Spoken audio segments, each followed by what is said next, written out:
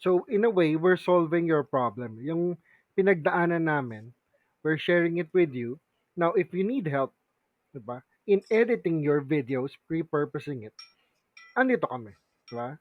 To help you out, ano ba ang pagpuputol-putol nito? Kumbaga yun na pagdaanan ni JP, Kuya JP, we'll share it with you, right?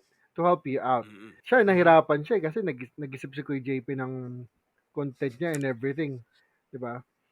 And ako, define ko na kaagad nung simula pa lang na ito yung gusto ko eh. Maikli Ano lang, ba yung gagawin ko sa buong araw na to na ang usapan naman ni Kuya JP na kahit hindi kita bayaran, igagawin mo. Yun ang unang, yun sinabi niya yan, eh. ang ganda na. Yan ang tanong mo Yun sa yung sarili positive mo, sentence, ano ang gagawin mo ngayong araw na to na kahit hindi ka bayaran, na kahit kulang ang oras, isisingit mo pa rin.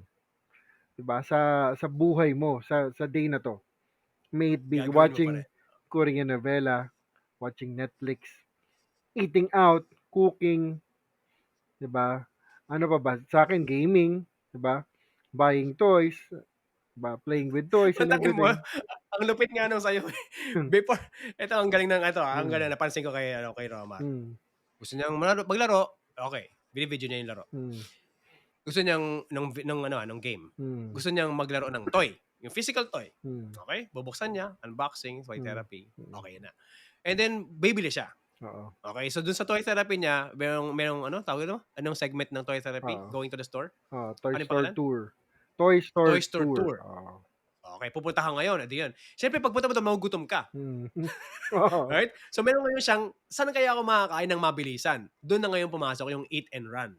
Ang galing Oo. 'no? So yung buhay niya, yung kanyang content. Mm.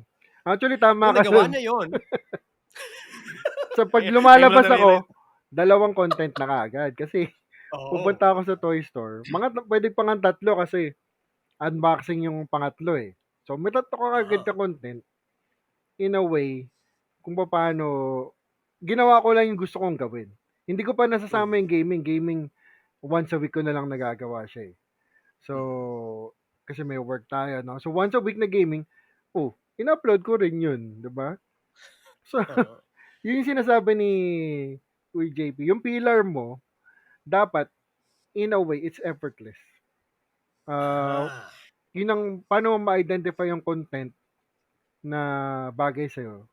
Lagi ko dun na tuturo sa customer effortless, service. yes.